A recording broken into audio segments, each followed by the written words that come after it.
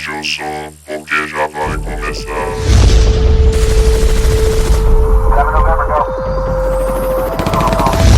Distopia Rastreada. Foi inaugurada às 5:30 da tarde a primeira estação de televisão da América do Sul. TV Tupi Difusora, Canal 3 de São Paulo. O fundador, jornalista Assis Chateaubriand, fez um discurso. E a madrinha da cerimônia, poetisa Rosalina Coelho Lisboa, leu uma oração que começava: a televisão é essa criança desconhecida entre nós. Olá, ouvintes! Bem-vindos a mais um podcast do Distopia Rastreada. Aqui quem fala é Beethoven Sattler e eu já tive uma TV de catraca. Salve, salve, galera que nos ouve. Aqui quem vos fala é o Felipe Lopes, diretamente da BV para o Mundo, e eu ainda sinto falta da TV Manchete. Todos nós, cara. Oi, eu sou Gisele Henriques e trabalho numa TV há 14 anos. Um tempinho. Olá, eu sou o Felipe Canela, do blog e do podcast Papo Canela, e eu já beijei uma TV de tubo com a Angélica.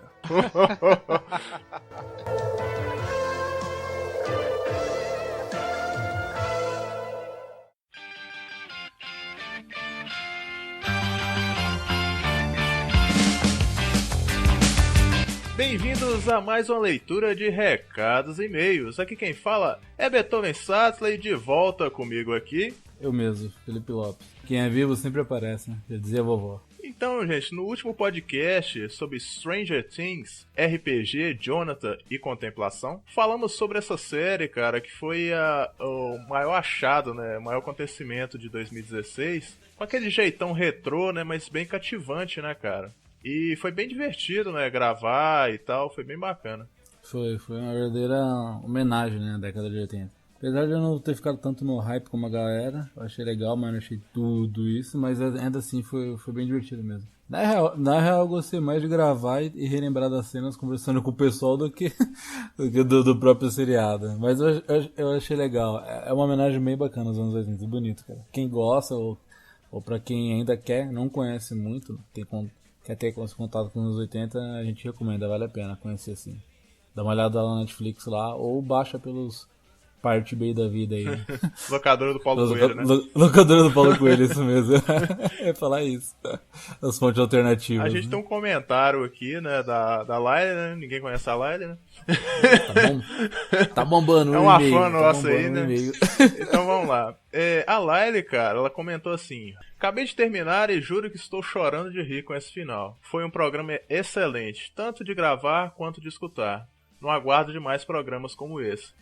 E sim, cara, foi divertido mesmo, porque foi bem espontâneo, né? As situações que acontecem, a gente já disse assim em outras leituras, mas vale relembrar que a gente não tem roteiro, cara. Então as situações acontecem na hora, então é bem legal. Tudo no improviso, né? Como diria o Faustão.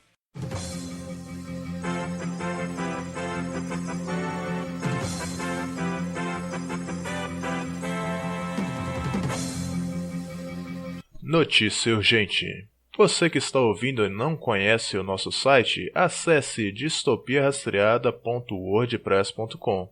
Curta nossa página no Facebook, Distopia Rastreada. Quer mandar críticas e sugestões? Mande para contato@distopiarastreada@gmail.com. Fiquem agora com o podcast TV, da origem analógica ao futuro digital. Então, até a próxima.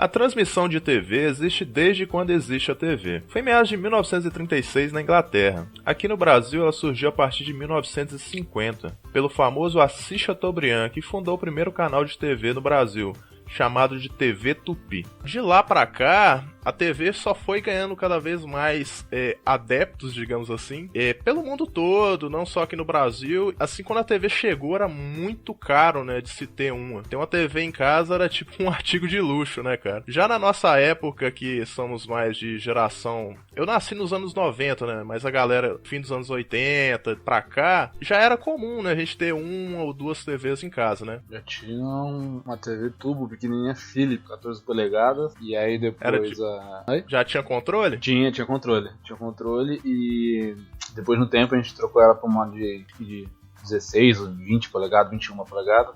E aí foi pra casa da minha avó. Ficou na casa da minha avó. Cara, eu lembro, a imagem era horrível. Na época a gente achava o máximo. Começava a jogar. Era falta de referencial, ainda, né, velho? Era falta de referencial, exatamente. Eu jogava Dynavision, foi em 93, isso daí, 94. Aí jogava um Dynavision, depois peguei o Super Nintendo. E aí era o máximo, né? Porque tinha a TV boa, né?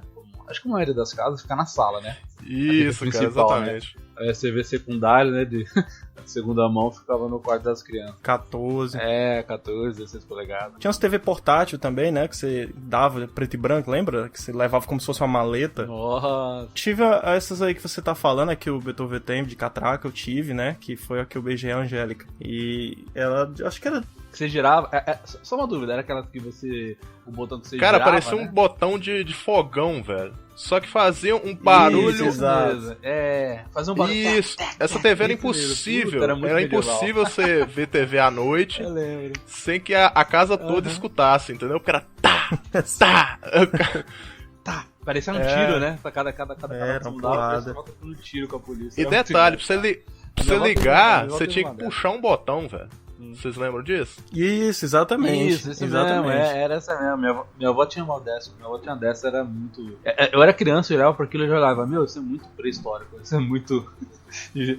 Eu lembro da primeira vez que eu joguei videogame numa TV de 20 polegadas, cara. Eu ficava com o meu colega assim, ali, cara, olha o tamanho do boneco. Olha o tamanho do boneco. Era demais. Olha o tamanho do Mario, meu Deus, cara. Tava nem aí, né, cara? Era muito chuvisco, muita interferência. Eu lembro, por exemplo, de... A primeira vez que eu gravar um filme na televisão. Eu sei que é jovem, talvez nunca ouviu falar disso, mas a gente que é um pouco mais velho, a gente não tinha tanta grana assim pra ficar alugando filmes e muito menos comprar. Então, o que a gente fazia? Pra gente poder rever um filme que a gente gostava, a gente gravava numa fita VHS. Pra isso tinha que conectar a TV, era uma baita de uma gambiarra. Cara, ficava horrível, né, velho? E mesmo assim ia divertir, a gente reunia os amigos pra ver, sei lá, Indiana Jones, De Volta pro Futuro. Cara, era sensacional, cara. Só falar uma história rapidinho que eu lembrei. Agora você falou de gravar. Eu lembro quando eu era criança, eu tinha gravado acho que um filme do Cavaleiro do Zodíaco. Meu irmão mexia, né, com vídeo, né? Meu irmão mais velho, né? E aí ele gravou, tinha botado pra gravar o filme do Cavaleiro do Zodíaco. E tinha gravado, a gente marcou ele assistindo depois. Aí não sei se foi meu pai, minha mãe, outra pessoa, não lembro. Não lembro no caso quem foi. Pegou e gravou um filme por cima. Eu lembro até no filme, foi o Nome da Rosa. Nó, cara. Que era um livro do Humberto Eco. Aí a gente foi assistir, mas cadê o Cavaleiro do Zodíaco, porra? Cadê o filme? Cadê o desenho? E aí começou naquele filme, um monte de monge. Tinha o Sean Connery, não tinha porra nenhuma. Eu falei, caramba, cadê o Seiya, porra? Fiquei putaço. Aí anos mais tarde eu fui assistir o filme. Sabe o que eu falei? Anos mais tarde eu fui assistir o filme e não tinha reconhecido, né? Porque quando eu era criança eu tava vendo uns trechos do filme e parei de ver o filme e fiquei puto, porque eu tava esperando ver o Cavaleiro do Zodíaco, né? E aí anos depois eu fui ver O Nome da Rosa, né? Descobri que era um livro, aí virou filme. Falei, puta, aquele filme que gravaram por cima, caramba. Cara, você lembrou de um negócio sensacional. O que acontecia muito também, desses negócios de gravar por cima, é criar introduções únicas. Por exemplo, tinha um pai de um amigo meu que ele tinha praticamente uma locadora de filmes gravados na TV. E ele me emprestou Rambo 1. Eu nunca tinha visto o filme. Nunca VHS, tinha visto. Hein? Começava assim, ó. Rambo 1. Programado para matar. 57. Vinha outro filme, cara. É o Passageiro 57 do Wesley Snipes. What? 57. Nossa. Cara, era no time certo, bicho, parado, cara.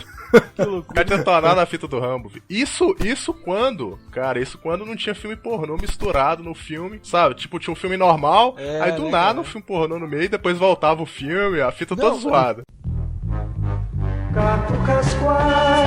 Quando eu era criança, a TV ainda era daquelas de gabinete de madeirinha, assim, do lado.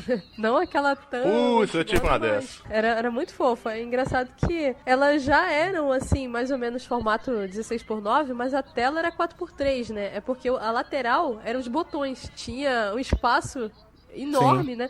Pros botões. E ela durou bastante, porque lá em casa, assim, quando eu era pequena, era tudo meio racionado, né? Tipo, só pode ligar a TV em sim. determinado horário. Não pode ficar com a TV ligada o dia todo. Só que, infelizmente, ela não sobreviveu, né? Não aguentou pressão. Aí a gente comprou uma Philips, que já era melhorzinha. Mas lá em casa teve Philco, teve a CCE, que na minha época era caramba, comprei errado, né? Porque sempre dava defeito.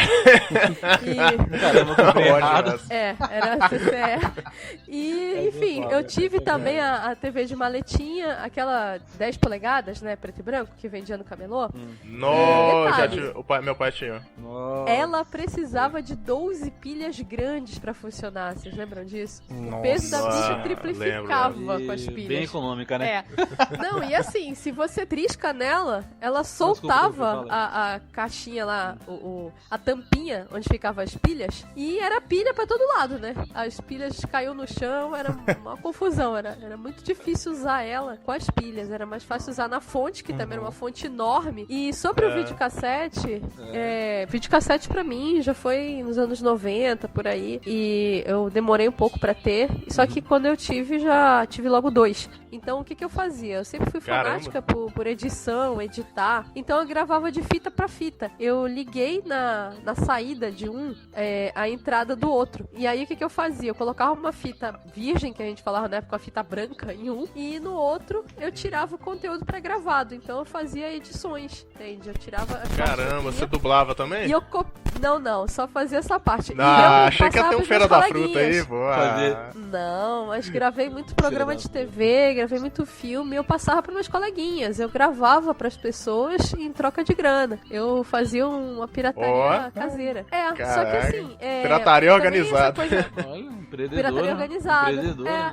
Só que também... Tá vendo, ouvintes? Isso era nosso Pirate Bay da época. Também a história de restauração de fita, né? Gravar de fita pra fita, por exemplo, um casamento, um aniversário que o pessoal grava na câmera, né? Então eu também reproduzia, eu fazia reproduções domésticas em casa e edições. Mas, nossa, se a gente for comparar com os dias atuais, era um sofrimento aquilo ali, era terrível. E a fita embolava, a fita mordia. Então, às vezes, era até uma questão de recuperação mesmo. Você tem uma fita que desgastou com o tempo, aí passava, através da gravação de outra fita, o conteúdo. O problema dessas fitas também quebrava muito fácil, né? Aquela tampinha também. Porque as caixas eram de papelão e eu perdi muita fita, assim. Sabe uma coisa que eu fazia também? Tinha uma época que as locadoras estavam desovando o VHS assim, né? Porque o DVD tava chegando aqui no país. Eu comprava uns filmes aleatórios que ninguém conhecia e gravava por cima desses filmes. Eu simplesmente detonava o filme. Né? 5 conto na fita VHS. Eu chegava, vou gravar X-Men por cima. Bom, então, falando um pouco da transmissão da época. Todos nós aqui pegamos, né, a Rede Manchete, né? Todo mundo se lembra. Sim. Que ela faliu ali em meados de 1997, se eu não me engano. Era uma TV sensacional, assim, cara, porque ela passava desenhos à noite, né, cara? Isso pra uma criança era, tipo, melhor coisa, sabe? Ela até começo dos anos 90, ela era muito adulta, né? Tanto que tinha aquelas novelas Pantanal, passavam altos horários, né? E como você falou, de uma época, acho que foi em 94, eles trouxeram Cavaleiros do Zodíaco e passou a se tornar a TV mais conhecida como a TV dos animes, né? Isso, e dos tokusatsu também, né? Homem Mutante, lutador implacável, Black Kamen Rider, versão super-herói, aventuras inéditas, a partir do dia 15. A gente cresceu. O contato que a gente teve o primeiro contato que a gente teve com o Japão, né, foi isso. Tanto que essa palavra é engraçada, tokusatsu, né? Uhum. É o termo correto, né, pra homens vestidos de né? roupas de lycra e capacete. De roupas de lycra cintilantes, né? A gente só chamava de seriado japonês, cara. Nossa, é verdade. Maluco, porque a gente não tinha noção, né? O conhecimento do termo correto, né? E tanto que e o anime, a gente não chamava de anime, era desenho japonês. Tanto que eu falo com os amigos, né? Uma galera mais velha da minha idade, já tem mais de 30, né? A gente fala, essa molecada é criada pera, leite com pera, leite, ovo maltine, né? Porra, eu sou da época do seriado japonês e do desenho japonês. Minha mãe chamava de boneco. Olha, assistia os bonecos japoneses aí. Nossa, os bonecos, puta. Não, eu pirava, cara. À tarde, quando começava Jasper e Jiraiya, era sagrado. Nossa. Eu ligava aqui, assistia em casa, via meus primos. A gente conseguia uma TV boa, era um pouquinho maior, então minha casa era o point de reunir a molecada, né? Então assistia eu, meu irmão e meus 2 primos, né? 4 moleques, imagina. A gente se deu bem que a gente se deu bem que a TV era na sala, né? Cada casa já tinha uma TV. Pior era da época que a TV era na praça, assim, né? Que ia toda a comunidade assistindo a novela ou que tivesse passando, né? Não tinha... Troca o canal, não. A minha mãe, cara, passou muito por isso, cara. Na época dela, quando ela era criança, 60 e pouco, 70, a TV era, puta... Nossa época era difícil, da década de 80, da década de 90, né? Era um pouco complicado. Na década dela, né, na época que ela era criança, ela falou que, tipo, 2 pessoas tinham televisão no bairro inteiro. E aí o pessoal se reunia pra assistir na casa dos outros. Novela, né? As primeiras novelas, os Irmãos Coragem, né, que era uma febre. Sobre isso... Ela falava que era uma loucura. Sobre isso, é assim, uma coisa que aconteceu na minha vida é que eu nasci no Rio de Janeiro, então eu vim, adolescente, morar aqui no Pará, no interior do Pará. Sotaque entrega. Então, aqui na cidade, quando eu cheguei, era status ter uma antena parabólica, porque a cidade mesmo só tinha um canal de TV e um outro que não funcionava, tipo assim, vivia dando defeito, dava problema, então passava mais tempo fora do ar do que no ar, né? Era a Globo e a Band. E aí, no caso, a maioria das pessoas também, muitas vezes não tinham televisão, ou tinha problemas de recepção de sinal, porque o sinal analógico ele é muito fraco, principalmente nas cidades do interior. E tinha um problema muito grande de falta de energia na cidade, a energia não era regular, enfim, era bem complicado. Então tinha um ponto aqui de passeio que era a Trilha da Juventude, que era chamada. Era uma espécie de uma praça de alimentação, onde tinham várias lanchonetes, e no meio tinha uma espécie de um slide, sabe esses data show que o pessoal usa em escola para passar trabalhos, enfim, slides, eles ligavam numa antena parabólica e passavam a novela, o Jornal Nacional, a programação da Globo. Então, por exemplo, se você chegasse lá na trilha uma hora dessa, você via, tinha o telão, né, que o pessoal falava, ficava lá passando a programação da Globo. Então, por exemplo, aqui em casa tá sem energia, não tenho o que comer, eu tô de saco cheio, vou lá pra trilha pra assistir a novela. E o pessoal sentava lá e ficava assistindo a novela. Caramba! Era um acontecimento, né? Era um puto acontecimento, né? Sim, era divertido. Pelo menos várias vezes eu fiz isso. Fui comer um hambúrguer na trilha, né?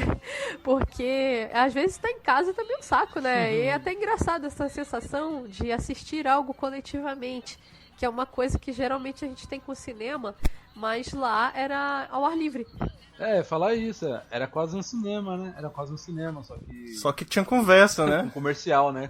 Isso. Comercial. Cara, sabe o que era? E comida. Era praticamente um podcast ao vivo, cara.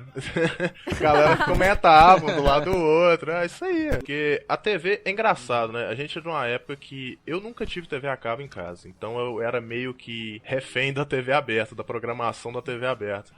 Também. E não reclamo não, cara. Eu vi muita coisa boa, assim, de TV aberta. Sim. Por exemplo, aqui, eu não sei como é que chama aí vocês, a TV Cultura aqui chama TV Rio Doce. Tem esses nomes regionais, TV né? Cultura aqui. De um lugar pra outro. Muda o nome. Porque é a filial, né? Isso, a filial. Aqui é a TV Ceará, da TV Cultura, é a filial a TV Ceará da TV Cultura. Ou era, não sei mais como é que tá. Depois que a programação da TV Cultura, sei lá, mudou, ficou diferente, ficou estranha. Não assisti mais. Como que esse canal era bacana, velho. Como que acrescentava muito. Eu cresci, eu praticamente fui alfabetizado vendo Sim. Tudo, Rá-Tim-Bum, depois veio o Castelo Rá-Tim-Bum. Mundo de Bigman. Cara, não perdi o Mundo de Bigman, cara. Era aquela coisa bem instrutiva de vida, né, cara? Não é aquela coisa de... Aquele programa infantil... Mongoloid. Mongoloid, barulhão, cores... pois é, não tinha isso. Graça, sabe? Se você parar pra pensar no mundo de Bigman, o máximo que tinha de cores ali era o próprio Bigman, né? Com o paletó verde. E algumas coisas do fundo. Tinha um rato alcoólatra, se você ver bem, era muita fumaça, não, era escuro, alguns cantos, né? E o que era interessante era... Eu acho que aquela dublagem fantástica do mundo de Bigman era fantástica. Sim, era muito boa. Adaptação. E o rato chapado, tatuado. O rato Lester. Pseudo chapado, né? Cara, o cara era sujo, né, velho? Era um rato sujo. Era muito bizarro, cara. Não, e as piadas eram muito boas. Toda vez que eles iam... Eu era mais não sei qual era criança, né, cara? E eu achava que era sério o negócio do barato das cartas. Eles zoavam. Eu também. Eles ficavam rodando as cartas e falavam assim, chegou uma carta. Aí, tipo, fazia um barulhinho da voz. Tira a mão de mim, caramba. Aí ele pegava a carta, aí falava, João da Biribinha, da cidade do Canhão, quer saber como é que as bombas explodem. Mas assim, que legal, vamos lá. Eu já vi uma entrevista. Eu já vi uma entrevista dele, cara, que aquelas perguntas, algumas, ou a grande maioria delas, eram de verdade, né? Só a pessoa que mandava que eles inventavam. Mas as perguntas eram de verdade. Maneiro.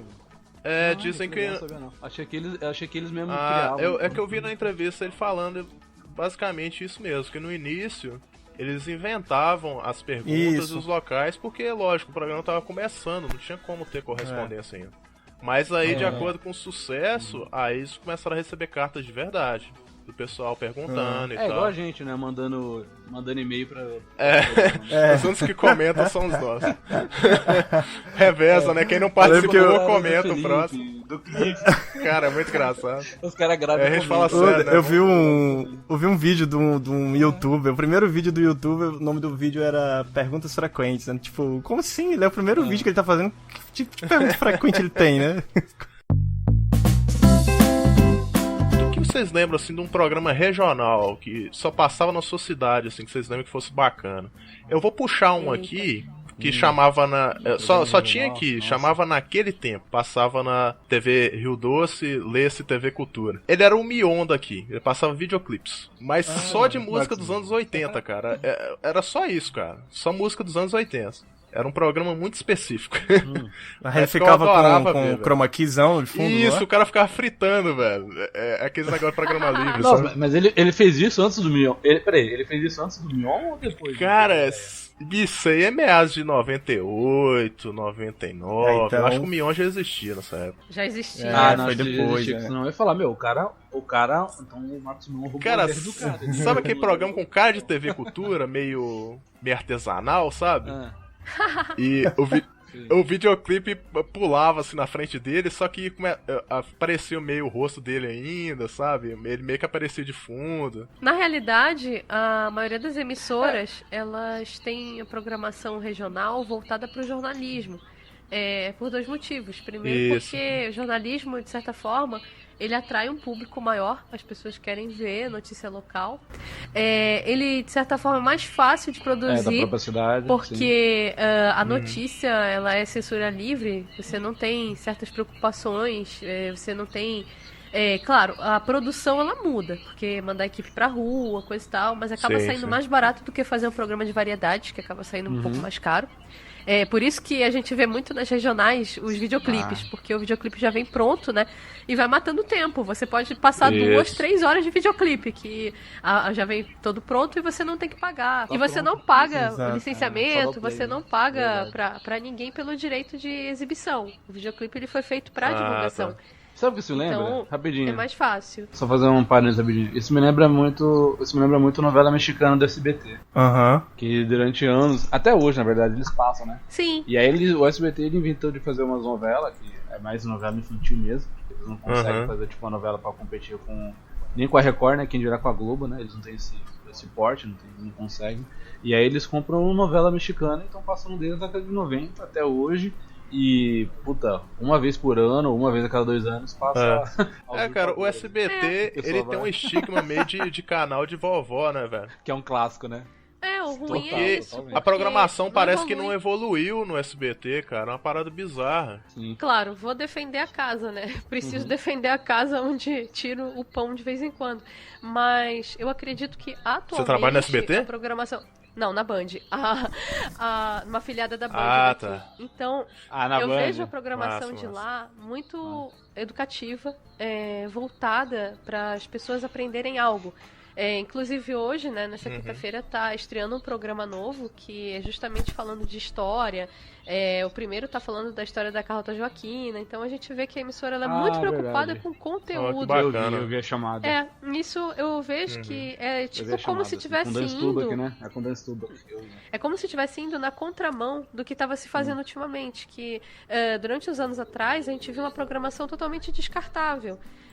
programa sensacionalista, assim, uma pão coisa e circo, é o famoso pão e circo, né? Pão e circo, total. Só que, por outro lado, você já, hoje em dia, pelo fato de tantas pessoas reclamarem, exigirem, por exemplo, eu não quero ver nada que violente uma mulher, não quero ver gente com bunda de fora, não quero ver palavrão. E você acabou de descrever a TV dos anos 80 e 90. Exato, que foi uma coisa que foi banheira do Gugu. Porque não tinha tanta preocupação. Coquetel. Exato. Não tinha preocupação politicamente correta. Aquilo era uma apelação, cara. Sim. Nossa. É tudo pela audiência. A gente gravou um podcast, da nudez na televisão brasileira. Eu, Beethoven e o Marcelo. Cara, realmente, era tão abusivo que o Marcelo ele fez um gancho até mó legal que eu não lembrava, que a Globo correu atrás. E o Faustão fez o sushi, tipo, sim, um sushi erótico. sim. Eu não lembrava daquilo. Passou era tão rápido porque eu achei no YouTube. O negócio era tão agressivo que você tinha que fazer login pra ver. Você tinha uma ideia. Cara, era quase um pornô. É o tópico à parte, né, cara? Vídeo, cara. E o chato também outra época. É quando você vai contra a lei. Por exemplo, no programa do Gugu, a gente tinha ali o concurso da Mini Carla Pérez, a Mini Loira do Tchan, vocês lembram bem disso? O Gugu muitas vezes mandava a menina sentar na coxa dele, perguntava se a menina tinha um namorado. Então, você via criança ali de 5, 6 anos dançando na boquinha da garrafa, dançando música da bundinha. E a própria cultura da época era muito descartável, assim, também nesse sentido, que as músicas eram sofríveis. Aquelas músicas baianas, evoluiu, né? Isso. Então, como hoje em dia, a gente já vê que as pessoas têm uma preocupação maior. Recentemente teve esse problema, não sei se vocês viram, que foi mudada a classificação etária do filme da Lagoa Azul, justamente por causa de cenas de nudez. Sério? Então, Sério? A classificação. Mudaram a classificação mas etária. aparece, tem uma cena que aparece cara pelado, dá pra ver. Mas eu sempre zoava isso, porque o povo falava que era um filme lindo, um filme pra família. Eu falei, não, gente, calma. Não é isso tudo, não. Calma. Eu não assistia na frente do meu pai, da minha mãe, da minha tia, nem a pau. Tentativa de estupro da menina. Não é um filme. Não chega a ser Manoel. A cena de nudez é bem rápida, na verdade. Mas se você olhar... Até, na verdade, se você ver, ele tá escorregando na pedra com a menina, tipo, ele tá atrás. Sim. Ou se não me engano, na frente. Não, mas tem as cenas de mergulho também. Sim. Isso. Ela anda com os peitos de fora. Mas quando a gente é criança, cara, e a gente não tinha internet, aquilo ali era o que dava, aquilo ali era fonte de imaginação. Exatamente. Não, mas não tem erotismo nenhum. Não tem. Eles estão se descobrindo, eles estão nadando, não tem nada. É arte. Só que a gente é moleque, né? Não tá ligando pra arte. A gente quer ver peito. E, cara, é discutível. 2 adolescentes nus. Você tem ali uma cena da tentativa de estupro do cozinheiro contra a menina. E você tem a situação muito adulta. Porque, na realidade, qual é o problema deles? Eles estão tentando sobreviver e acabam se apaixonando nesse processo, que eu sempre achei que aquilo não era amor, aquilo era uma tensão sexual situacional. Porque amor é quando você escolhe, não lembro muito. E no caso eles só tinham um ao outro ali. Só tinha eles dois, né? Só tinha eles dois, então não tem tu, vai tu mesmo. Cara, ele era primo dela? Você não tem escolha. Eu não lembro muito bem da história, mas acho que ele era primo dela, alguma coisa assim. Ele era primo dela, ainda tem um incestozinho ali. Então, caraca. A situação, ela é muito... Aqui, vocês levantaram aí sobre os grupos e tal, da Gisele falando aí. Tinha um grupo chamado Molecada, velho. Que era tipo um mini El-Chan mesmo. Eu lembrava. Era muito agressivo, velho. E era... É complicado. O Beethoven mandou, agora que eu e era tipo bonitinho na época, né, cara? Caraca. Não, e outra. O El-Chan, se você pegar tinha muito conteúdo sexual e, sei lá, a gente é muito inocente, não era debatido, porque... Era só. As letras do El-Chan é totalmente de cunho sexual. Sim. E algumas coisas. Muitas letras são duplo sentido, outras são bem simples. Sim. E a gente cantava, dançava, chamava as meninas de ordinário, o pessoal dava risada. Era outra época. E não só, né?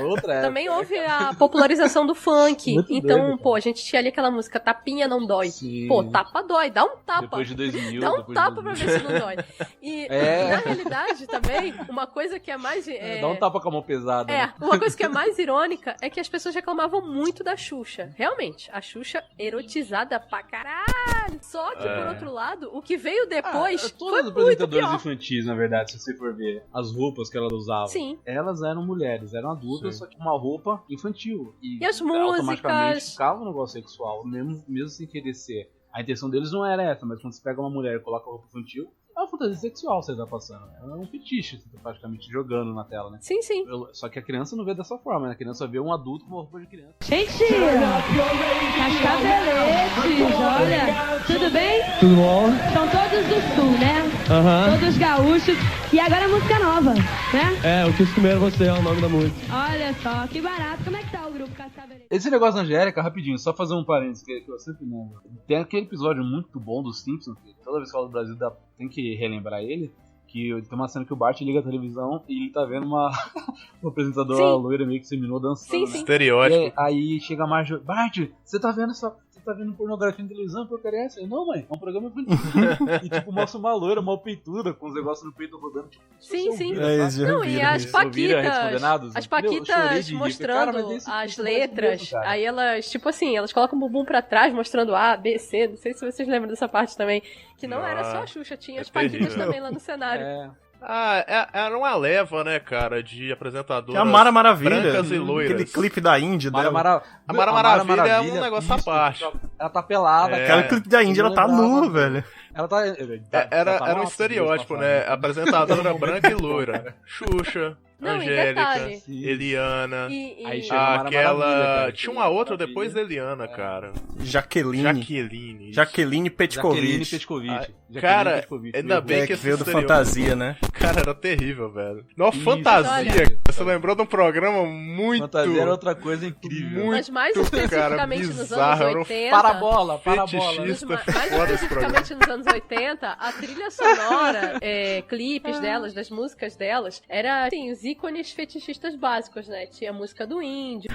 Era muito engraçado isso, que elas se vestiam. Lembra da Mara vestida de índio, né? Falando da Amazônia, coisa e tal.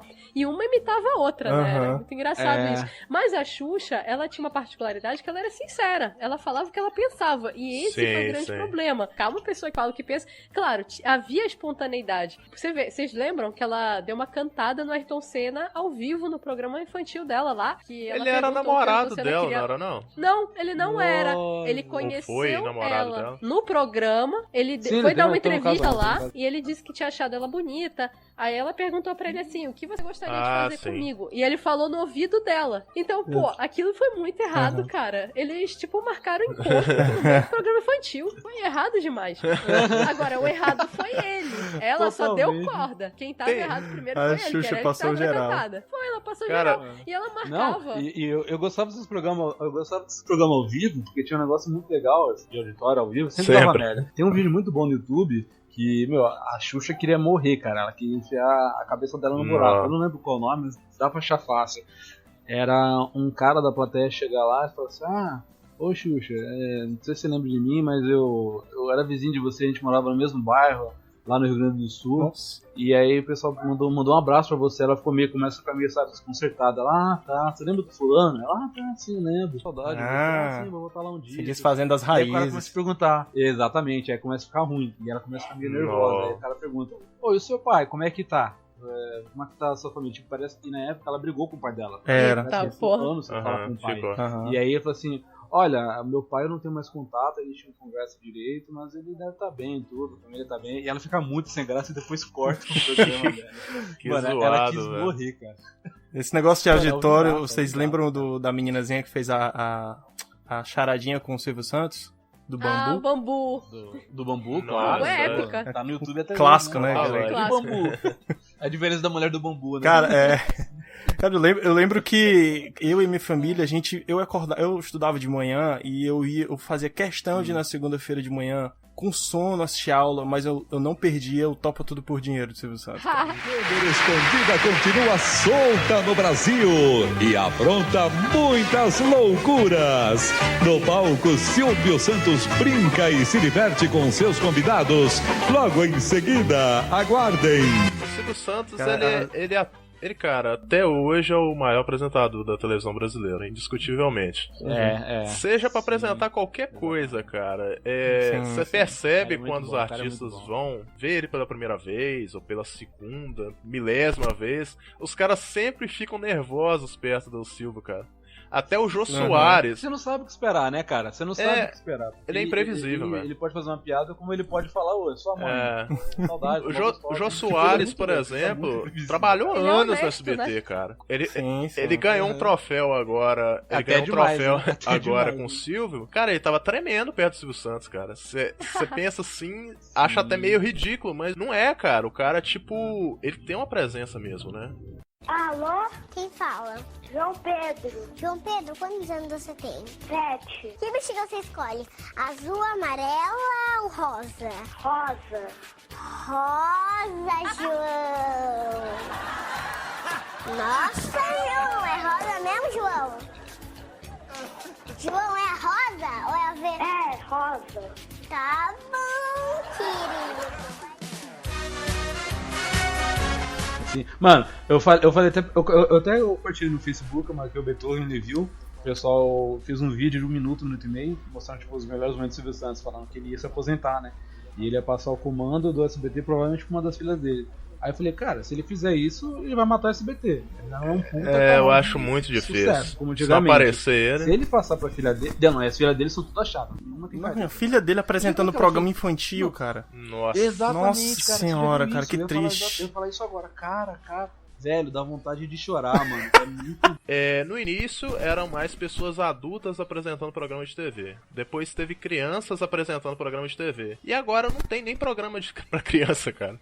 Da TV aberta. Mas isso foi devido ao Conanda, porque é assim, eles estavam fazendo uma espécie de uma verificação entre os canais e eles repararam que a programação infantil, ela acabava se tornando o quê? Uma propaganda estendida.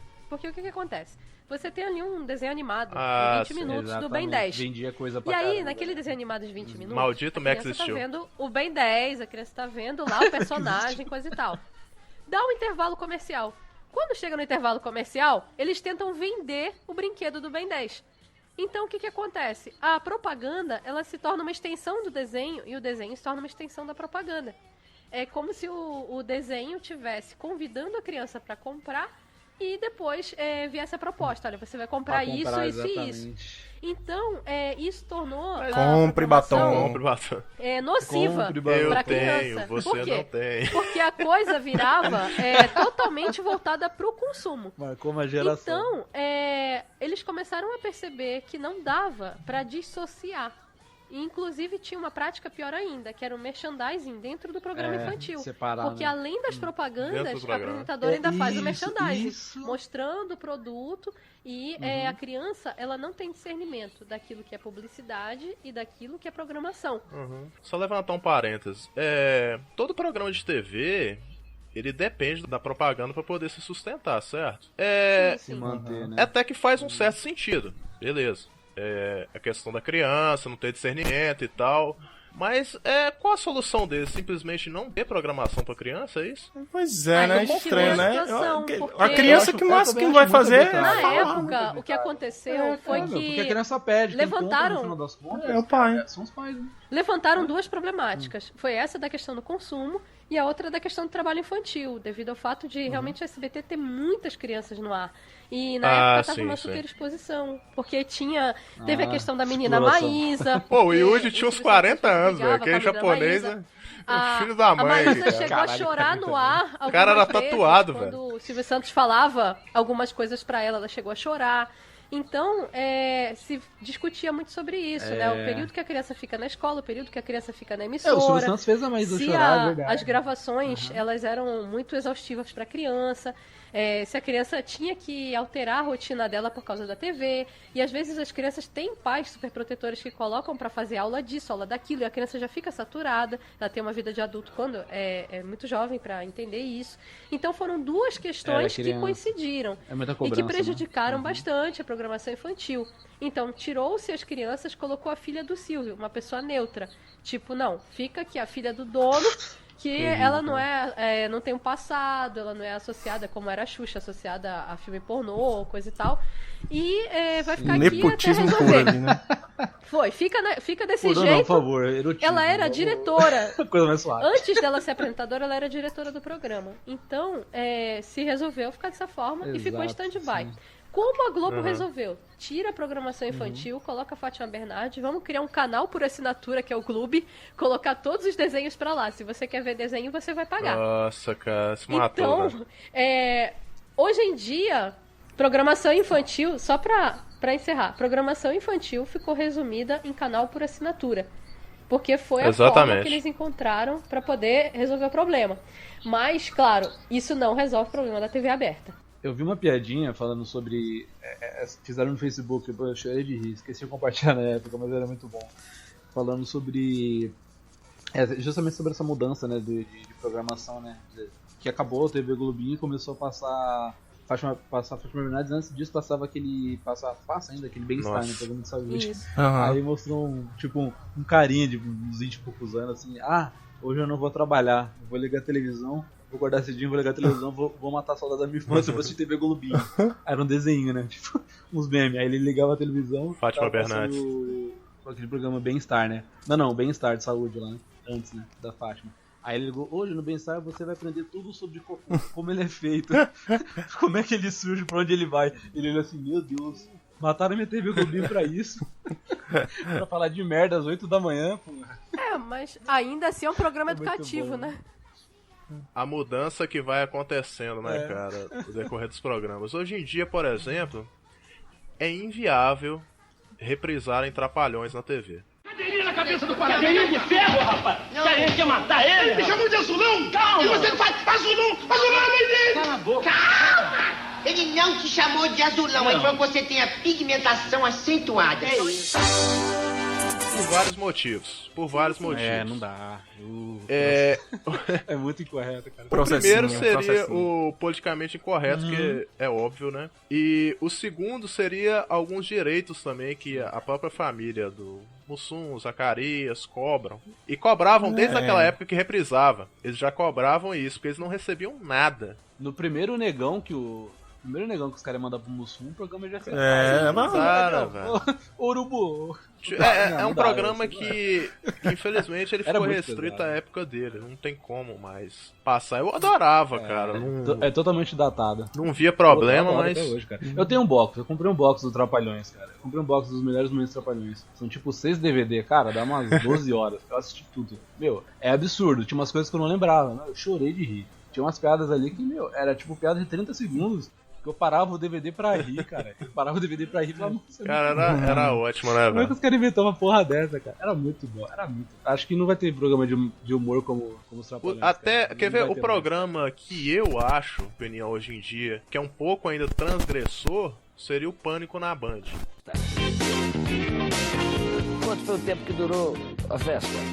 Então cheio de piadinhas aí, né? Claro, você quer que eu faça o quê? Que eu chore?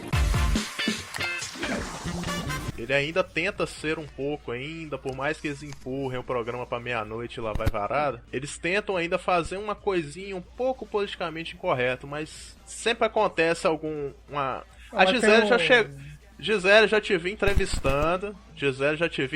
A galera do Pânico aí, num vídeo no YouTube. Sim, eu já tive umas situações. E como que foi? Cara, como que é ver os caras? E aí, como é que foi? Conta aí. Não, o problema do Pânico em geral, primeiro falando do programa, ele teve um sério problema de direcionamento. Eu creio que até eles reconhecem isso, porque o Pânico começou com um programa basicamente pegadinhas. Eu não sei se vocês Ele era um programa de rádio, né, antes. Tinha vários quadros. Sim, da Rede TV. Antes dele ir pra TV, ele era da rádio. Ele trouxe um pouco daquele clima de rádio pra TV. E detalhe, eu acho ele até meio parecido com podcast na rádio. Sim. É muito legal. Né? É isso que eu ia dizer. É muito bom, cara. Uma roupagem podcast. E o fato é que, quando ele foi pra TV, ele tentava ser o máximo, vamos dizer, pastelão possível, se a gente pudesse dizer assim. Eu lembro da Hora da Morte. As brincadeiras, elas sempre geravam em torno de pegadinhas. Isso, exato, de trollagens. Então, eles se mantiveram dessa forma. Claro, também morte, né? Isso, também devido à denúncia, devido algumas mudanças de direcionamento, mesmo de conteúdo, porque tava pegando muito pesado, e eles tiveram várias denúncias, então começaram a trocar o conteúdo e começaram a fazer outros tipos de coisas, até também porque eles trocaram de emissora. Eles começaram na Rede TV, quando eles foram pra Band não puderam levar muito do formato que tinha e criaram um novo formato. A Band, ela tem uma vantagem que a programação dela sempre tem um cunho jornalístico. Vocês podem reparar, pegar matérias antigas do tempo da Rede TV e pegar matérias da Band, vocês vão ver que o direcionamento ele é bem mais jornalístico. Inclusive o Pânico ele fez vários furos, assim, matérias excelentes, entrevistaram pessoas ótimas, matérias internacionais e sempre com algum conteúdo. Ele não é mais um programa tão vazio. Só que nessa, ele acabou perdendo... um pouco da essência, né? Ele perdeu muito. Isso, ele foi perdendo um pouco da essência. Muito jabá, muito patrocínio, muita coisa, vamos dizer assim, colocada. Matou o programa. Isso, excesso de pessoas também, uma mudança de pessoas. Ficava muito iconizado no fulano. Ah, porque o fulano é engraçado, o cicrano é engraçado, então... tinha uma moda do fulano, né? Fez Mercury prateado. Isso, ficava aquelas modas de determinados personagens, e aí às vezes a pessoa saía, ia pra outra emissora, acabava se perdendo um pouco. Então ele foi, com o tempo, ele foi perdendo direcionamento, completamente. Muito foco na questão das paniquetes, da bunda das paniquetes, coisa e tal, que é uma coisa que o público também rejeita um pouco hoje em dia. O meu problema, acho que é justamente isso. O pessoal explora muito hoje em dia, muito, além dos merchan que tá pesado, eu não aguento mais esse pânico. Eu não assisti isso um bom tempo, né? Pra mim o programa já meio que tá muito do mesmo, não tem nada de tão engraçado e inovador como era no começo. Sim. E aí, justamente, e toda a matéria que eles vão fazer, você pode ver, eles pegam uma paniquete seminua numa situação que não tem nada a ver, sim. E fica lá balançando os peitos, rebolando, tipo, é bonito, mas não tem nada a ver com aquele momento, sabe? Sim. É uma exploração, tipo, da mulher desnecessária, num momento que não cabe. Sim. Tem umas provas que eles fazem que é só pra ir pro mesmo, por exemplo, eles pegam o negócio do água. Bota uma menina seminua, joga água, escorrega e fica, dá um close na bunda. Beleza, é agressivo, é apelativo, mas tá lá pra isso. Mas tipo, eles vão fazer uma reportagem na rua sobre, inflação, alguma coisa, quer fazer piada, aí bota uma mulher vestida, sei lá, de dólar, seminua com biquíni. Tipo, porra. Sim, vira não tem óbvio. Nada a ver, cara. E aí...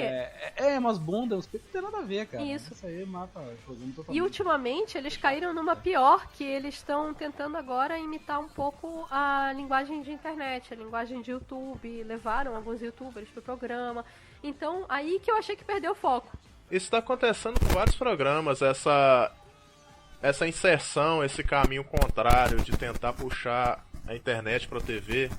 Tipo assim, cara, hoje em dia, pra te falar a verdade, com a chegada, não só com a chegada da TV digital, acho que bem antes de chegar a TV digital. Porque a TV digital, o sinal digital, né? Ela chegou aqui no Brasil em meados de 2006, 2007. Senhoras e senhores telespectadores, boa noite. A TV brasileira entra hoje na era digital. Mas já acontecia esse fenômeno da galera migrar pro computador, né? Hoje em dia, dificilmente alguém mais jovem fica tanto tempo na TV, como era antigamente, né? Porque hoje em dia a gente tem uma notícia mais rápido, né? Pelo computador. Porque quem espera hoje em dia ver o Fantástico pra saber o que acontece no mundo, cara? Não, né, cara? Não dá. Saber. Sim. Não dá. Antigamente a gente se informava, por exemplo, o Fantástico antigamente, quando lançava um videoclipe, o videoclipe do Michael Jackson ou do Guns N' Roses, isso aconteceu com You Could Be Mine. Na época que lançou Exterminador do Futuro 2, o clipe saiu um pouquinho antes do filme. Ele foi transmitido no Fantástico como uma total novidade. Sim, hoje em dia a gente, o YouTube já viu, cara. Não espera o domingo pra poder ver uma parada. Só que é o seguinte, a TV, muita gente fala isso, né? Desde que qualquer coisa é lançada no mundo, fala que vai acabar. Qualquer coisa, qualquer invenção, vai acabar. O rádio tá aí até hoje, a TV não vai acabar, cara. É só uma mídia diferente. Jornal impresso. Que a galera tem que saber como é que vai usar, né? Não é uma mídia de informação direta, por exemplo. Aí é que tá. Ó, qual a diferença da TV pra internet a nível de difusora de informação? Quando a gente vivia nos anos 80 e 90, a coisa realmente era centralizada nos meios de comunicação de massa formais. A internet surgiu como meio de comunicação informal. Por quê? Porque não há uma empresa. Há só o quê? A provedora. Por exemplo, eu posto meu vídeo no YouTube, mas o vídeo não pertence ao YouTube, o vídeo é meu. Sim. E quem sou eu? Eu posso ser o Zé da esquina, e tem meu próprio canal, que tem uma câmera, vá lá e faça seu vídeo. Exato. Então, qual é o grande problema? Falta de credibilidade. Eu sempre dizia isso. Quando a internet começou, o pessoal falava, porque vai acabar a TV. Eu falava, não. Existe uma coisa chamada fonte de informação confiável.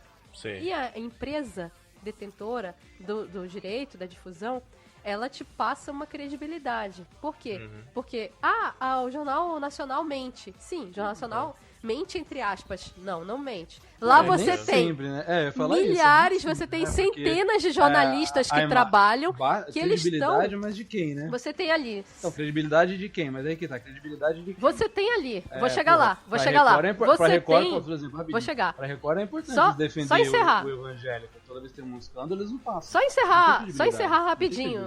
Tem interesse. Só encerrar o pensamento rapidinho. Olha só. Você tem ali centenas de jornalistas, você tem uma equipe com muitas pessoas que estão produzindo aquela notícia. É totalmente diferente de um youtuber que, mesmo que ele esteja no mesmo local que o jornalista esteve, filme alguma coisa no celular dele e coloque na internet. Por quê? Porque a equipe fez um trabalho de apuração. A equipe foi procurar o histórico daquela situação. A equipe fez uma montagem, edição, com todos os fatos antes mesmo daquela cena ter acontecido. Você tem no vídeo de YouTube, no vídeo de internet, um ponto de vista. O que eu vi daquilo.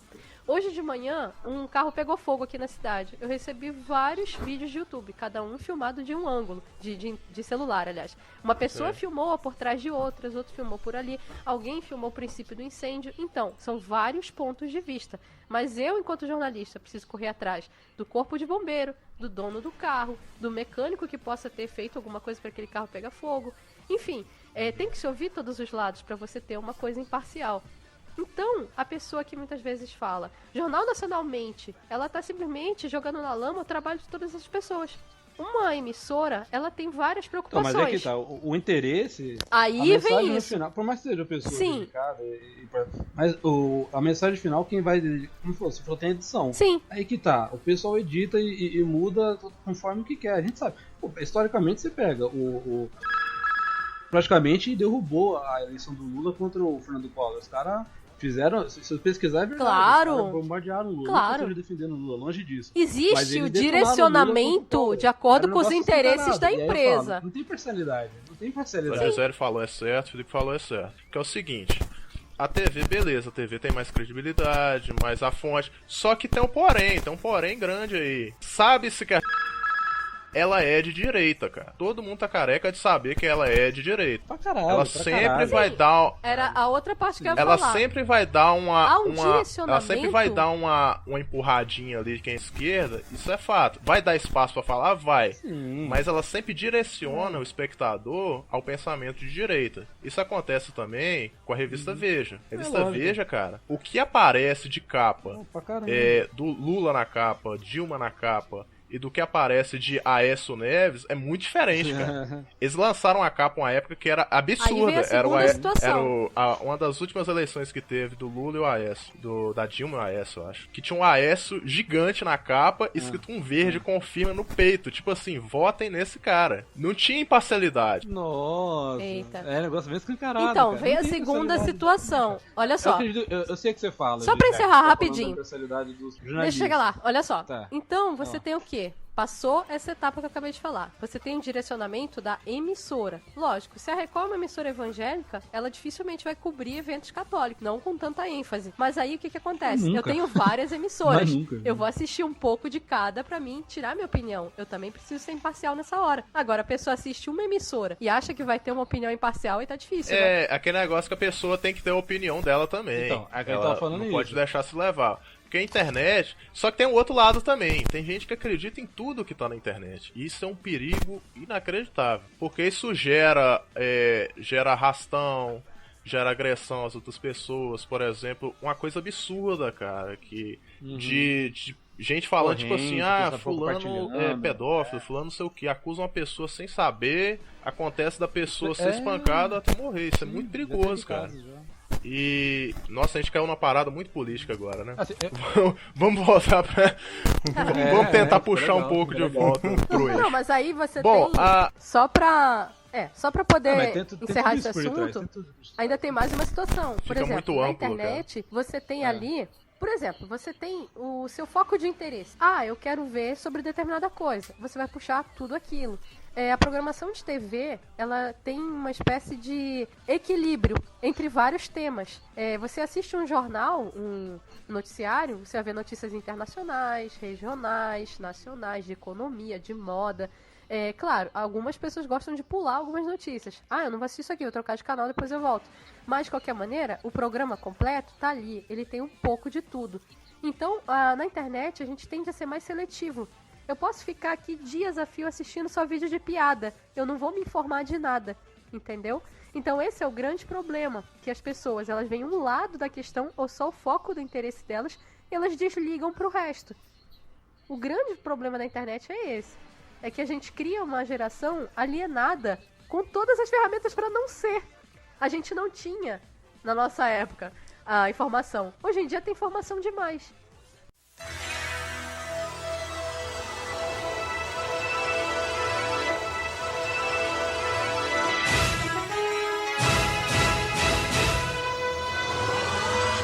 Dificilmente alguém se atualiza pela televisão hoje em dia. Dificilmente. Não dá, cara. Tipo, cada canal vai ter seu viés, né? Por exemplo, o Silvio Santos. Só fazendo gancho, porque ele falou, o Silvio Santos, ele falou assim, cara, eu não vou transmitir futebol, ele falou uma vez, eu não vou transmitir política. O meu canal é puramente de entretenimento. Sim. Ele já falou isso, sim. Eu não tenho vontade. É o direcionamento da emissora. Lá, um dos jornais e pronto. Sim. É o direcionamento dele. Mas eles já transmitiram futebol. Já transmitiram. Já patrocinaram hoje ele o Vasco. Tá, não sei se vocês lembram disso, que eles patrocinaram... Eles colocaram a logo do SBT na camisa pra poder afrontar a Globo. Não, mas aí ali foi ideia do Eurico Miranda, do presidente do Vasco, porque o jogo ia passar na Globo. Exato. Não foi tipo, pediram patrocínio pra SBT, não. Foi só uma trollagem. Foi só pra agredir. Foi uma trollagem, Esse patrocínio tem duas aspas aí. Então, aí ele falou isso. Ele falou assim, eu não tenho interesse, cara. Eu não tenho interesse em passar política, passar futebol, religião. Tanto que ele é judeu e ele não fica defendendo, igual, por exemplo, vai pegar a Record, o canal do Bispo. Meu, toda novela, todo programa, alguma coisa, eles falam de Deus indiretamente. A Record é muito louco, cara. Programado pra te levar pra igreja, pra te levar você pra igreja. É um direcionamento religioso. A Globo é um direcionamento político. E o SBT, cara, não sei. É direcionamento pra zoeira. É entretenimento, cara. O SBT, o que ele é? Entretenimento e caça-níquel.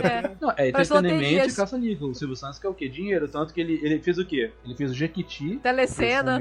Ele fez o Avon dele, né, velho? Telecena. Carninho do Baú. Ele é um grande vendedor, cara. Um cara inteligente pra caramba, cara. Exatamente. Tanto que eu ouvi falar que uma vez na internet, lógico, não dá pra confirmar, que ele é uma das pessoas que mais pagam imposto no Brasil. Com certeza. Agora, detalhe. Tanto do produto que ele tem. Se vocês pararem pra pensar, a única emissora que tinha o compromisso de fazer programas de qualidade era a Manchete. E foi a única que faliu. Então é aquela história, quem tá errado, né? A TV Cultura quase faliu, né? Mas a TV Cultura a gente até fez um podcast, lembra, Felipe? A TV Cultura tava ameaçada de fechar. Não deixa a TV Cultura morrer. A gente fez um programa, cara.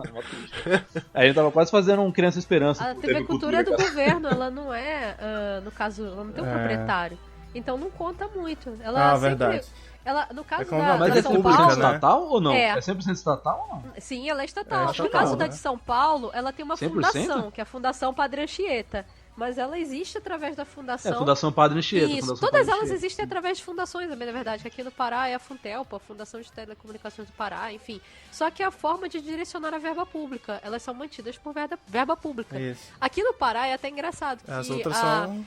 A Cultura Pará é a única emissora que tem o direito de transmitir os jogos do Campeonato Paraense. Por exemplo, por que você não assiste um jogo do Remo e Paysandu na Globo? Por que você não assiste na TV fechada o Parazão? Você Passa não Flamengo. compra. Passa Flamengo. Porque justamente o direito é do Estado. Só o Estado pode exibir jogos aqui. Porque o boato não, né? A informação era o seguinte, que a TV Cultura estava extremamente precária. Não que isso não que ela nunca fosse precária, porque ela sempre teve essa cara de TV artesanal, né? Ela nunca foi grande, exatamente. E cara, o medo era exatamente isso, um bocado de funcionário demitido, o pessoal tava com medo daquela história morrer, né? Mas enfim, então levantamos aí... Se você vier aqui na Funtelpa, também não é lá essas coisas não, todas elas são fuleiras, e todas elas têm uma programação de qualidade feita muito suada, com gente mesmo que consegue ter um compromisso de fazer uma coisa bem feita, e todas elas são dignas. Sim. Os chroma key da TV Cultura era sensacional, cara. Ninguém batia aquelas telas fritando, não, velho. Negócio verdão, né? Era os campeões, velho. Não, mas vocês lembram da MTV no começo? Como é que era? Era triste também, né? Na época do Zeca Camargo, lembra do Zeca Camargo? Começou lá, cara. Nossa, Cazé. João Gordo, época boa. MTV era um canal top, cara. 93, 94, 95. Gisele, qual TV que você já trabalhou? Desculpa a pergunta. Não, na verdade, a única TV que eu trabalhei foi a afiliada da Band aqui no Pará. Só que assim, eu trabalho na afiliada da afiliada. Eu trabalho no interior, na cidade chamada Cametá, que é onde eu moro. Nossa. Então é a TV Tocantina. Eu comecei lá em 2003, quando ela foi fundada. Eu trabalhava em rádio e pelo fato de eu trabalhar em rádio, eles estavam procurando pessoas com experiência para locução, para poder fazer narração e comerciais, que era só o que tinha na programação na época. Então, como eu já tava lá dentro, entre aspas, eles foram começando a fazer a programação e aí eles acabaram me passando para fazer um programa de variedades. A gente tinha o Clip Show, que foi o primeiro programa, e eu fui ficando. Eu fui estudando, fui ficando. Então, cheguei a apresentar o jornal de lá, que era o Tocantina Notícias. Depois a gente fez uma versão do Jornal da Afiliada de Belém, o Jornal RBA Cametá. E, assim, atualmente, chegou um ponto que eu pedi pra fazer um quadro de game no fim de semana dentro do Clip Show. Aí eu fiquei só no quadro de game. Que maneiro. Aí só que assim, como a gente tem vamos dizer assim, um período limitado, né, de tudo, de recurso, etc. Então no momento eu tô fora do ar. Mas continuo trabalhando lá, no caso na parte de departamento comercial, produção de comerciais, e vou voltar com ele. Não deve demorar, qualquer hora dessas eu volto. Mas é sempre assim, eu fico à disposição da emissora. Bacana, velho. Então a gente sem querer chamar uma participante especialista. Eu já vi Você é formada em jornalismo ou rádio? Aí que vem a situação. Eu sou formada em administração, tenho pós-graduação em marketing, fiz jornalismo, pós-graduação em jornalismo esportivo e fiz também jornalismo e assessoria de imprensa. Então, claro, lá dentro também fiz muita capacitação, conheço o estúdio da Band. Então você vai poder validar uma coisa que eu vou falar aqui agora. A TV sempre teve esse aspecto de mágico, né? Parece que o estúdio é gigante, parece que tudo é sensacional, mas quando você entra no negócio, velho, é miudinha a parada, é uma ilusão inacreditável, não é isso mesmo? É uma fábrica de ilusões, é uma caixinha de mentiras, é uma caixinha de bobagens e uma caixinha de gambiarra. É tudo isso, é gambiarra, mentira e ilusão, é o que faz o que você vê na TV. Quando eu fui na Band, eu pensava que era tudo gigantesco. Cara, eu fiquei chocado uma vez que eu vi um apresentador daqui da cidade, o cara, tipo, animadaço, né, apresentava o programa, pá. Na hora que acabou o programa, cortou a cena, o cara já sacou um cigarro e saiu fumando, reclamando da vida. Eu ia falar isso, falei, cara, é muito contraditório, velho. Não, sabe quem retrata bem isso, cara? Tem até o Simpson, mano. Tem o Simpson o Krusty. O âncora lá, o Ken... o âncora lá, o Kent Brockman. Ele é mó sério, ele fala tudo certinho. Aí toda vez que mostra ele fora dos canais, da emissora, ele tá fumando cigarro, ele tá puto com alguém. É muito engraçado, né, cara? É bem real mesmo, é bem real. Tem uma frase eu acredito que foi o vocalista do Kiss, que falou assim, que, na verdade, os vencedores são o público, né? As pessoas que trabalham todo dia, pagam as contas, que a gente que tá em cima do palco, né? A gente tá ali, parece que tá puta feliz, mas nós somos os derrotados, né? Porque a gente sai de lá cansado, estressado, puto da vida. Pra entreter, então, assim, de certa forma, é um trabalho muito cansativo. É um trabalho que consome muito da pessoa, porque é a tua imagem, e esse conceito de imagem é muito amplo quando se trata da vida pessoal.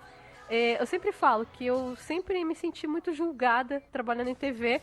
E detalhe, eu trabalhei, assim, o meu auge mesmo, eu trabalhava demais, eu acabava comendo demais e me estressando demais, eu cheguei a 99 quilos. E hoje em dia eu tô com 70. Olha só como é. Eu me afastei da TV, da parte do ar, e eu consegui baixar peso.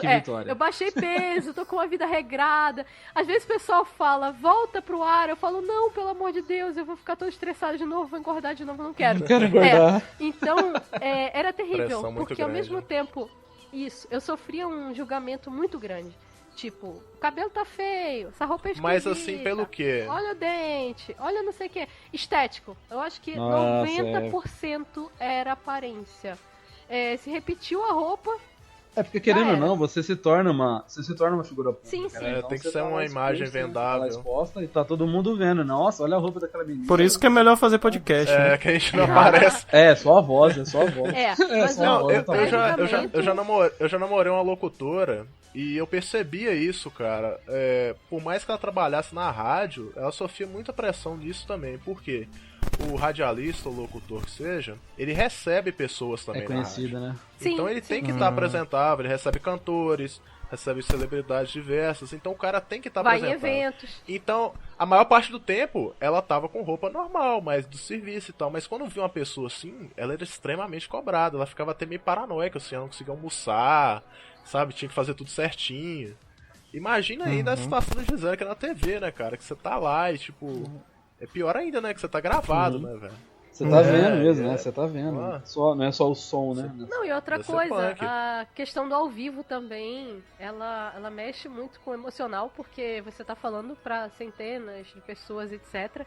E, assim, você sabe que você não pode errar, mas você sabe que toda a tua equipe também não pode errar. Então é aquela coisa, eu tô aqui, mas eu não posso dar um tapa no meu colega que errou na hora de colocar o VT, entendeu? Então é muito terrível isso, porque às vezes a gente acaba tendo que se responsabilizar pelo outro. Por exemplo, eu já li aqui a minha parte, só que não entrou o VT. Então o que eu faço? Eu vou ter que improvisar. E a gente fica naquela de... prestar atenção em todos os detalhes, pra poder não errar, porque aí o riso vai ser geral, vai cair no YouTube, etc, etc. Sim, vira vídeo. Eu vi no Facebook tanto uma vez, que uma amiga minha compartilhou, e ela fez jornalismo, né? Então ela curtiu uma página de jornalismo lá, de humor e tudo mais, e ela compartilhou um vídeo do que aconteceu no jornal hoje, né? 1h da tarde, no Brasil inteiro vendo. E aí, se não me engano, era o começo do mensalão, dos escândalos do mensalão, né? Se não me engano, faz um tempinho. Aí a repórter tava ao vivo lá, ia passar a informação de alguém, e aí ela começou a ficar nervosa, e travou, e aí ela começou a gaguejar, ela parou, procurou, não achou, ela começa tipo, você consegue ver ela suando frio, e aí o Evaristo Costa fala, não, tudo bem, você volta ao vivo quando você tiver mais informações, a gente vai aguardar você. Cara, eu lembro tipo, disso. Tira essa mulher daí, cara, ela travou, total. Ele é tranquilo de você lidar, o problema é o delay, quando ele chega atrasado. Aí não tem cidadão que consiga. O problema é o delay. Sim. Entendeu? O retorno é tranquilo. Uma piada muito boa que eu vi, peguei mó besta, e eles fizeram sobre isso, sobre delay, sobre jornalismo, foi o Marcelo Diné. Aí ele na época eu tava cobrindo a Copa, né? Aí ele fez um quadrinho, uma sketch, e aí os caras falaram, tamo aí ao vivo com o jornalista aí, com o repórter Carlos Delay da Silva. Com você, Delay. Aí ele falava assim, aí ele esperava você dizer, opa! Aí ele falava, tamo ao vivo? Então, chegou. Copa, Brasil, eu chorei de rir, cara. Não, o delay é constante, cara. Puta, eu chorei de rir, Marcelo Diné é muito bom, cara. Tem uma coisa engraçada da TV digital é o seguinte, hoje em dia, basicamente, a gente vê filmes na locadora vermelha, né? A Netflix. Sim. Então, sim, paga nós. Cara, eu já me peguei fazendo o seguinte, meu pai vendo filme na TV, normal, e eu tentar chegar assim, tentar pausar o filme, tipo assim, pera aí, eu vou pegar minha janta ali. E cara, eu tentando pausar a TV aberta, velho. Aí eu parei, olhei assim, ele riu da minha cara. Aconteceu isso comigo hoje. Aí, tá vendo, cara? Não sou só eu. Você fica mal acostumado, cara. Uma coisa que me preocupa na TV digital é... Porque, assim, a gente tem a Sky e quando chove muito... Assisto a Sky aqui quase todo dia. O sinal vai pra merda. Cai. Exatamente. E aí, se a TV vai ser assim também, o sinal digital? Porque Sim, eu não assisto muito TV aberta com sinal digital. Cara, geralmente analógico. Então, a diferença básica do analógico pro digital é o seguinte... O analógico, ele é composto por um sinal contínuo, né? Então a função dele varia de acordo com o tempo. entende-se que o digital, ele tenha um sinal mais direto. Ou seja, ele não tem tanta interferência. Então, acredite-se que o tempo não interferiria. Só que tá interferindo, cara. Eu tô sentindo isso, né? Aqui, tipo, Tanto, choveu, não, cara, na realidade, o sinal começa assim, a travar. Sim, sim. Eu assisto o Game of Thrones com um amigo, ele grava, e tem muitas vezes que a gente não consegue ver ao vivo, tipo, ao vivo, como dizendo. Ele grava a programação. Domingo, tipo, 11 da noite. Aí ele grava, aí tem um dia que chove, tem um dia que choveu, aí a gente tá assistindo lá Game of Thrones, vendo, tá mó trama fudida, o pessoal morrendo, daqui a pouco dá umas travadas, de puta. Aí a gente fala, nossa, choveu na hora. E aí corta alguns segundos da conversa. Meu Deus, Você a gente vendo a fita, né, velho? Você não consegue voltar, cara. Parece uma fita ruim, sabe aquela mal gravada?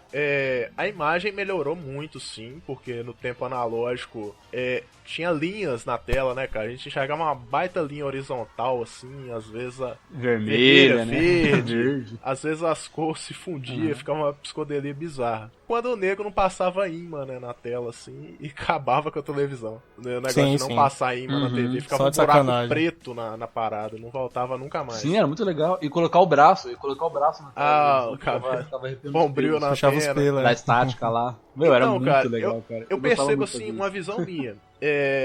Melhorou, sim, óbvio, a imagem é muito melhor. Só que ainda continua com esse mesmo problema de transmissão, cara. É inacreditável. Eu não sei como exatamente na linguagem técnica funciona isso, mas o digital ele trava do mesmo jeito que o analógico. Tentar explicar, olha só. O sinal analógico, ele são ondas e elas, claro, sofrem variações. Então essas variações, elas podem, por exemplo, depender de diversos fatores, como a tua própria antena e a antena da emissora. Aqui, a gente teve vários problemas com a antena da emissora, que estava com problema de direcionamento e algumas regiões da cidade perderam o sinal da TV. Então, a tática é SNA, suba na antena, redirecione para poder fazer o sinal pegar. Agora, o sinal digital, ele não tem esse problema. Por quê? Vocês lembram da antena da primeira TV da casa de vocês? Era o que se chamava de espinha de peixe.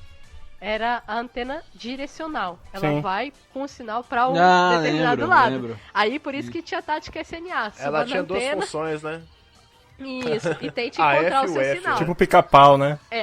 Agora, no caso da digital, ela é o formato prato, né? Aquela parabólica, redonda, onde através dela dela receber isso, né? Ela seria onidirecional, ela iria para todos os lados do sinal, você não teria que direcionar ela, só o transponder que você direciona para o satélite. O sinal vem para tua casa via satélite. A recepção é melhor, né? A recepção é melhor porque é via satélite. Então, você não tem mais a radiofrequência, você não tem mais o analógico. Então, qual é o grande problema da hora da chuva? Cortar o sinal. É porque esse tipo de sinal é o mesmo do sinal de micro-ondas. E ele absorve água. Micro-ondas, você diz, é o aparelho mesmo? Sim. Então, é a faixa dos fornos micro-ondas. E o que acontece? O sinal é absorvido pela água. E aí, a água, ela anula o sinal. Agora, detalhe, o sol muito forte também anula algumas vezes. E aí, a gente que trabalha com a emissão e a recepção, a gente tem vários problemas. Por quê? Nós temos que nos preocupar com o sinal que sai da emissora e com o sinal que a gente recebe de São Paulo e de Belém. Aqui, a gente tem duas antenas, que é para poder justamente manter o sinal, vamos dizer, o tempo todo. O que acontece? Por exemplo, Belém tá chovendo. E eu tô pegando aqui o sinal de Belém, porque eu preciso retransmitir Belém. E aí, choveu lá em Belém. Então você depende de outros dois lugares, né? Eu dependo de 2 lugares. Por quê? Eu tenho que passar Deixa eu entender. Deixa eu só entender. Vem de São Paulo. De São Paulo vai pra Belém, de Belém vai pra aí? É isso? Mais ou menos. É assim, por exemplo, o sinal de São Paulo, ele é transmitido sim pra RBA TV, que é a afiliada de Belém. Só que a RBA TV, ela, em determinados horários, ela gera o sinal próprio, que é os programas locais. Então, eu tenho 2 antenas aqui. Eu tenho uma que ela pega o sinal de São Paulo e eu tenho uma que ela pega o sinal de Belém. A de sinal de São Paulo, ela fica para estepe. Por exemplo, saiu do ar Belém, eu troco de antena, entendeu? Então, por exemplo, aconteceu algum problema lá, choveu, problema técnico, saiu do ar por algum... não, chover em São Paulo é normal. Eu tenho que trocar. Não, mas é que tá. A de vocês, a de São Paulo, ela não tem erro. Verdade. É muito difícil dar falha no sinal de São Paulo, porque o equipamento é enorme. Lá no meu Face, eu acho que ainda tem uma foto debaixo da antena. Se eu for comparar o tamanho da antena de lá com a antena daqui, vocês vão rir. Mas assim, a antena daqui é bem menor. Então, tanto a de Belém quanto a daqui de Cametá, elas são bem menores do que o sinal de São Paulo. Então, lógico, elas são mais passíveis de erro. E aí, o que acontece? Se eu perder o sinal, eu tenho que trocar. Isso, eu tô falando que a daí é muito maior. As daqui são muito menores e são mais passíveis de erro. Então, se eu perdi o sinal, eu vou ter que trocar de emissora, o sinal para outra, para poder conseguir manter a minha programação aqui. Ah, perdi as duas. Por quê? Posso perder as duas? Pode dar uma queda de energia, alguém pode tropeçar no fio, acontecer alguma coisa, problema técnico. Eu tenho que jogar o sinal local. Então, vamos para os comerciais, ou então colocar lá aquela tarja, estamos fora do ar por motivos técnicos, enfim, eu tenho que me virar. Mas eu não posso tirar do ar. Entendeu? Uhum. A Colobar. Aqui em casa o sinal é analógico tudo, mas a TV a cabo, né? E aí toda vez que passa um avião, eu já até sei que a TV vai ficar um chiado, interferência violenta. Imagem. E aí toda vez que é engraçado, a gente eu falo com minha mãe, a impressão que dá, parece que tem uma linha da antena ligada com um satélite lá no espaço, aí o avião passa e ele corta essa linha e aí depois ela volta. Porque a tua antena é da redonda toda vez que o avião passa ou a por tua cima de antena casa, é da grade? Qual é o formato dela? Ela é tipo... Como é que é o nome? Eu não entendi, desculpa. A tua antena, ela é tipo uma grade ou ela é tipo uma parabólica redonda? É parabólica redonda. Não, a minha não é nenhuma das duas, é um caixote preto. Olha, aqui em Fortaleza eles estão orientando a gente a comprar o pacote digital, que é o Transponder. Transponder é o nome? É assim que fala? Transponder? Sim. Whatever, uma caixinha preta. E pra botar no telhado é aquelas espinhas de peixe que ela falou. Ele deve decodificar o sinal da outra antena. Eu não sei como eles estão fazendo agora. Mesmo. Realmente eu preciso me atualizar de algumas coisas. Mas ainda do tempo que eu trabalhava é a espinha de direto... peixe e essa caixinha preta do Beethoven aí. Então, abrir um parênteses aqui, entrar no âmbito do Canela aqui. Como é que você vê jogo atualmente, cara? Essencialmente pela TV ou pela internet? Jogo de futebol, né? Só não ouvinte aí. A gente vai fazendo na democracia aqui. Como a gente tem uma TV que pega a Sky, nos horários que a minha namorada não tá assistindo um filme ou que ela marcou alguma coisa, eu não assistia. Eu tinha que dar meu jeito. Tem aquelas transmissões online pela internet, mas que é uma merda, às vezes cai, às vezes fica entrando em outros sites, pop-up e tal, e você fica puto, né? Mas essencialmente eu assisto na Sky, na Fox, ou na ESPN, ou no Sport TV, ou no Premiere. Só que eu descobri uma coisa bacana, que tem como você assistir com a mesma qualidade na internet, através dos aplicativos dele, tanto no notebook, quanto no celular. Aí, cara, quando ela tá assistindo o filme dela, na hora do meu jogo, eu vou pra um desses dois recursos, ou celular ou pro notebook, e assisto de boa. Você sabe como é que eu fazia pra ver jogo antigamente, por exemplo, Copa Libertadores da América, essas coisas assim? Aqui não tinha TV a cabo, né? Mas meu vizinho que tem um bar, ele sempre transmitia os jogos. Aí a família toda aqui subia no terraço de casa, ficava tentando ver a TV gigante que tava lá embaixo e ficava com um radinho do lado. Tipo, ouvia pelo rádio e via lá embaixo. Só aqueles pontinhos coloridos lá, acompanhando Cruzeiro e River Plate. Velho, era muito massa, velho. Cruzeiro e River Plate. Porque TV antigamente era isso aí, né, cara? Eu lembro, por exemplo, de tentar gravar a final da Copa, essas paradas assim, porque não tinha como a gente ver de novo, né, cara? Tinha essa parada do aqui e agora, né? Depois já era, você vai ver isso, só no especial. Aqui agora é no programa. Nós queremos um Brasil diferente. Aqui, agora. Gil Gomes. Aqui. Aconteceu o caso. Esse mesmo. Foi brutalmente assassinado. É uma parada muito maluca se você pensar assim, tipo, pô, tem que ouvir um rádio. Tem gente que faz isso no estádio até hoje, né, cara? O cara leva o rádio. Não, eu sempre levo o rádio. Vai no estádio e ouve rádio. Sempre. Olha aí, cara das antigas, hein? Sempre. Porque, não, mas é porque quando você tá olhando o jogo ali, você não entende quem foi que levou o cartão amarelo, ou você não olhou pra tela pra ver quem levou o cartão amarelo, quem foi substituído, entendeu? Você pega esses detalhes. Exatamente.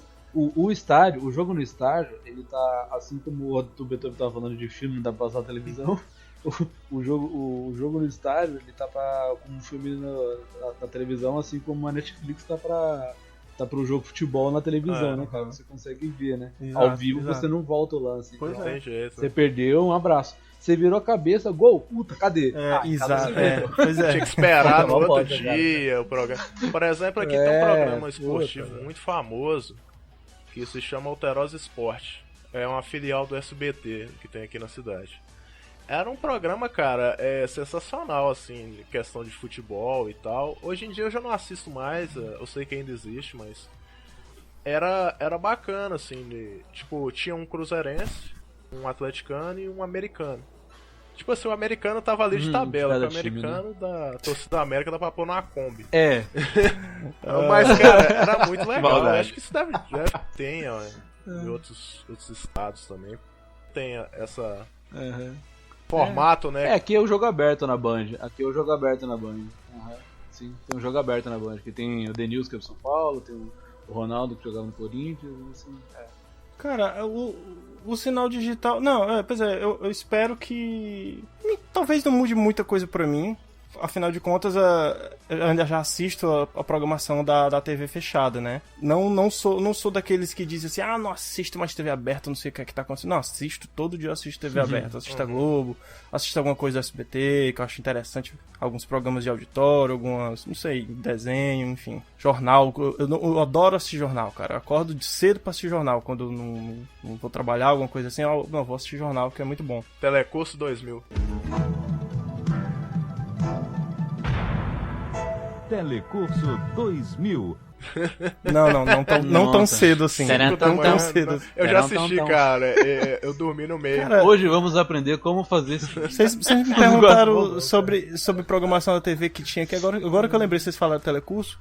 Galera que... Olha a bizarrice, cara. Eu não sei se acontecia aí no resto do Brasil, mas aqui em Fortaleza tinha uns amigos meus que acordavam às 5 da manhã pra estar na escola às 5h30 pra poder assistir aula. Aí eu, cara, 5h30 tu assistir aula às 5h30? Escola pública? Por quê? Não, porque a gente chega lá, tem um orientador, ele liga a TV zona de 20 no teto pra gente, a gente assiste a aula e depois o orientador vai tirar as dúvidas. Olha, caralho, mas quem é que... Era a TV daqui dos... a de hoje, né? Era a TV do Ceará, eles faziam a programação de aula, aí passava aqui pros alunos da escola municipal. Sim. Só que era muito bizarro, bicho, porque era muito rápido, 15 minutos assim, e o orientador não dava aula, né? Não dava aquele migué. De início era o Telecurso 2000, né? Depois criaram uma TV Escola. E a TV Escola, eles chegaram até a distribuir algumas parabólicas pra algumas... Já assisti. TV Escola é legal, cara. Isso. Só que aí depois eles faziam Eu tive um curso de inglês básico por fitas VHS, cara. Isso. Que era dessa galera do telecurso. Eles vendiam muita coisa, assim. Sim. Cara, uma vez eu vi na Cultura, de cultura. Uma vez eu vi na Cultura, não esqueci até hoje, eu era garoto, quando eu vim de manhãzinha, liguei na Cultura, eu tava passando um programa de francês. Cara, eu assisti aquilo e fiquei deslumbrado com estudar francês. Eu já vi um de alemão também, eles ensinando. E o cara que tava dando as aulas de francês lá falando era um ator. Eu vi ele falando, ele falava super bem, o cara realmente fala francês. E depois eu vi ele na Globo, ele fez uns papéis, mas ele fez tipo era um ator pequeno, sabe? Fazendo uns papéis bem secundários. Aí toda vez que eu vi esse cara, eu falo, caramba, o maluco do francês. Mas que francês? Não, esse cara fala francês. Eu vi ele na Cultura falando. E o cara fala com puta sotaque bom. Bem, parece que ele realmente estudou muitos anos. O cara era muito bom mesmo. Achava mó legal, cara. E eu espero que esse sinal assim fique melhor, né? Parem essas aliás, essa solução para essas falhas na transmissão. Porque é muito foda você assistir e ficar dependendo do tempo cara, é complicado. Que tem. Isso não é foda. E também estão dizendo que eu ouvi falar em algum canto, não sei se foi alguma propaganda, que isso aí tem a ver com a tecnologia 4G, por isso que querem implementar. Porque o sinal analógico ele ocupava muito espaço, o digital ocupa, sei lá, metade. Aí eles quiseram vender o restante do espaço, se eu não me engano quem comprou foi a Anatel, para colocar esse sinal 4G. O que a gente tem aí? Hoje em dia, uma tecnologia muito boa nos aparelhos de TV, que você não vai conseguir aproveitar o teu equipamento com o sinal analógico. Eu aqui em casa eu vejo isso, eu tenho uma TV aqui, ótima. Se eu coloco no sinal analógico, a perda é sofrível. Eu perco muito do sinal com uma programação local analógica. Se eu coloco na parede da Sky, o sinal melhora consideravelmente. E se eu coloco numa Netflix, através do Xbox, ou um equipamento de Blu-ray, aí que o sinal fica melhor ainda. Então, quer dizer, os equipamentos de TV, eles naturalmente perdem um pouco do sinal devido à transmissão. Isso daí sempre vai haver essa perda. No caso do digital, a perda é menor do que do analógico, com relação à qualidade de imagem. Agora, precisa-se usar essa banda do sinal analógico realmente para transmissão do 4G. Então, o que eu espero do sinal do fim do sinal analógico, que era a pergunta, é o seguinte, que o sinal da internet melhore. É isso que eu espero com o fim do sinal analógico. Pois é, verdade. É isso que eu quero. Verdade. O pessoal fala tanto televisão, mas cara, hoje em dia eu tô tanto no computador, eu vejo tanto pelo YouTube, coisa Netflix, que a televisão pra mim é uma distração. Eu ligo pra, fazer barulho enquanto eu como. Faz companhia, assim. Verdade, eu faço isso também. Companhia, eu tô meio solitário, eu quero ver um barulho. eu jogo aqui, eu jogo no computador e ligo a TV pra ficar ouvindo umas conversas, alguém conversando atrás de mim. Às vezes eu ouço umas loucura, né, cara? Exatamente. Cara, então, a gente chega a um consenso aqui que a TV, ela não morrer e ela continua sendo uma ferramenta que precisa ser aplicada. Ou a nossa companhia, né? A nossa companhia, no caso, né? Eu às vezes fazia isso, cara, quando né? ia ilustrar, desenhar e tal. Eu ligava a TV só pra ficar ouvindo.